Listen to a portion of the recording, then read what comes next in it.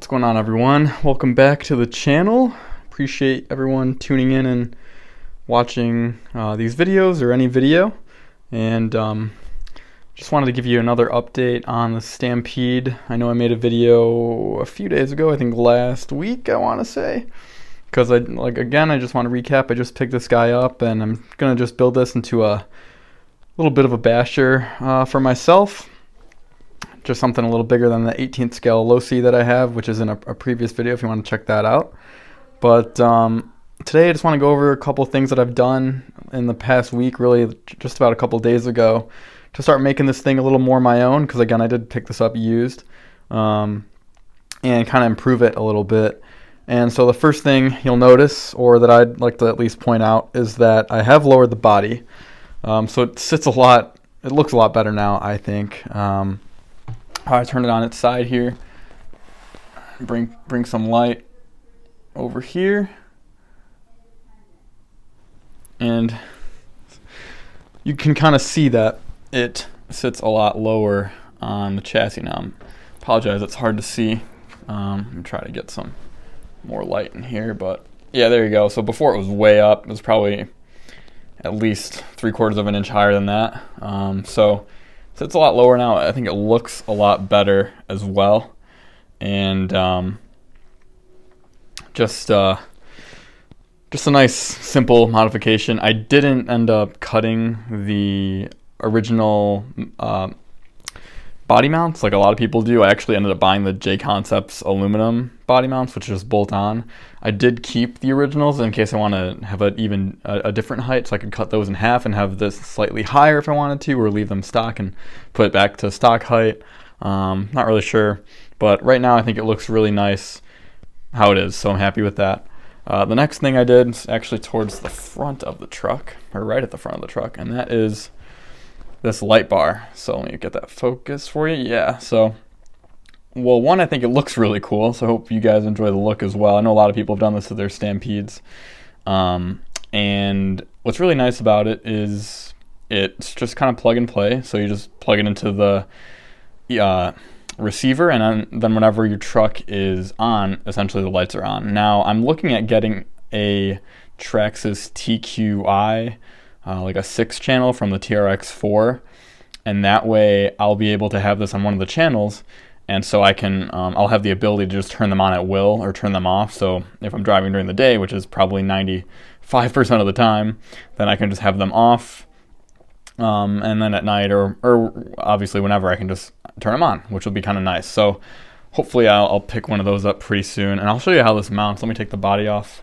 really quick here, and I'll show you how that kind of works. So, and one thing to note is, sorry about that. One thing to note is this light bar does come in chrome and chrome only. I actually painted this with some Rust-Oleum paint, and it turned out okay. I think it turned out pretty well actually, but I did paint the inside as well black, and I know that might hurt some of the light output, but honestly, you know, for an RC car, I'm not trying to light up the world. It's really just kind of cool to have them on there, and I think it's more for looks than anything, and I think it looks better in black. And you know, as well as it's really just to kind of see what direction and the truck's coming at you when you're going. So all it is you just plug in the little LEDs to the back here. You got 4, and they just snap in there. That comes with that little center plate right in the middle, so that takes the wires and just kind of consolidates them, which is nice, and wire management there. Goes through shock tower, if you can see that. And then I'll move the truck a little bit. And then it comes with this little mount, so you plug it in. There's a little connector right there. That black mount just screws right in, and then goes right around here and right into your receiver box.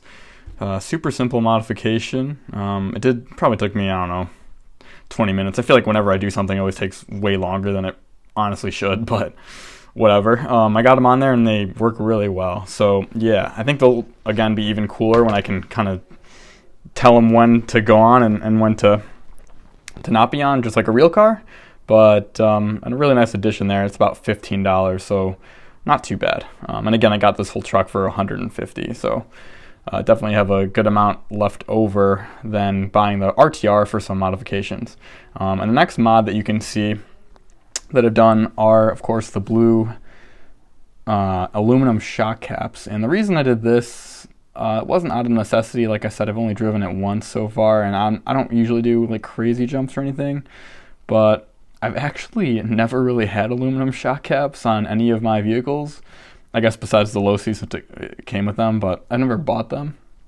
And so I was like, you know what, why not? And I know these shocks are plenty good as they are, but I've heard the caps popping off, and so I was like, you know what, I'll just get them anyway. And so I decided to go with blue. I was thinking red for a second, but I think blue's actually going to go with a lot better with the new body I put on here in a little bit. So that's why I went with blue, but they were pretty easy to put on. All you do is take off that, obviously the top screw, and then I had to use a pair of pliers to hold the top right here, and just kind of put something through the hole for the shock cap and kind of twist it like an Allen wrench or something. And then you just put the bladder down into the shock, and then you screw the aluminum shock cap on. At first for some reason I was trying to screw in I was putting the bladder in the aluminum cap and then trying to screw it down. That doesn't make any sense. You just leave the bladder on the top of the shock and change out the cap. I don't know why I was doing that, but anyway, so yeah, blue shock caps look really nice. So happy about that. And then the other thing is I actually did change some of the shocks. So I ordered just a spare shock set essentially. And I'm actually glad I did, because this one was actually bent, which I didn't notice when I bought the truck, but this shaft right here was bent. And so I just took one of the shocks from the spares that I bought and threw it on here. So actually all the shocks that are on here are now from that package, except for this one right here. This one is still one of the original shock, but every other shock on here is from that new package. And nothing was wrong with the other 3 shocks, but I just figured, why not? I'll just change the rears out as well. But I did notice that when I did that, they came with different oil, and so it's very, very easy to push this down now. Way too easy. It's probably like, I don't even know, maybe 20 weight in there or something. Definitely too light for my liking. So I ordered some 45 weight shock oil. I'm not sure if I'm going to put that in the front. I think the front is okay. It could use a little stiffening, I guess. So maybe I will put that in the front too.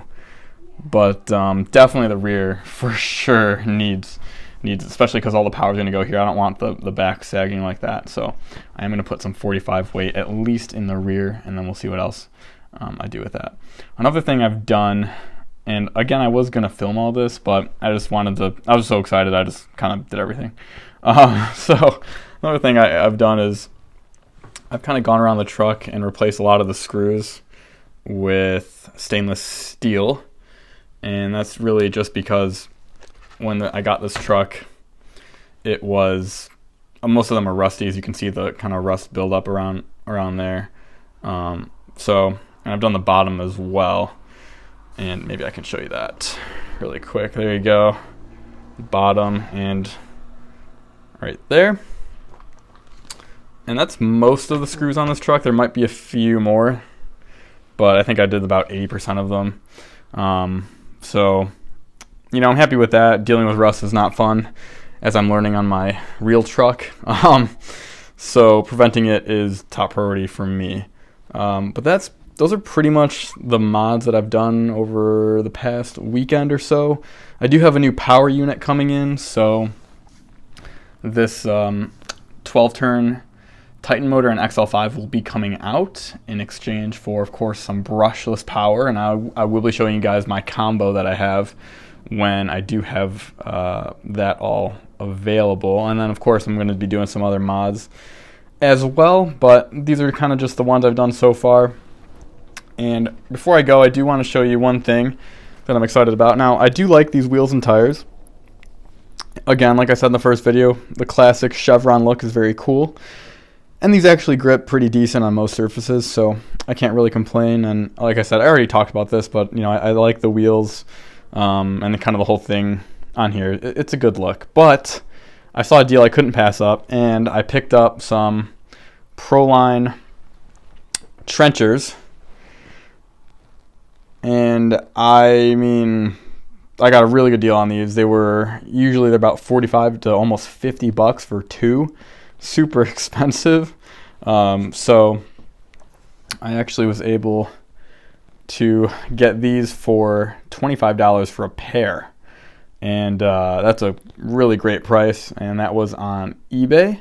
And I looked again like the other day, and all of them are gone. I was like, well, I'm not surprised because that was a good deal.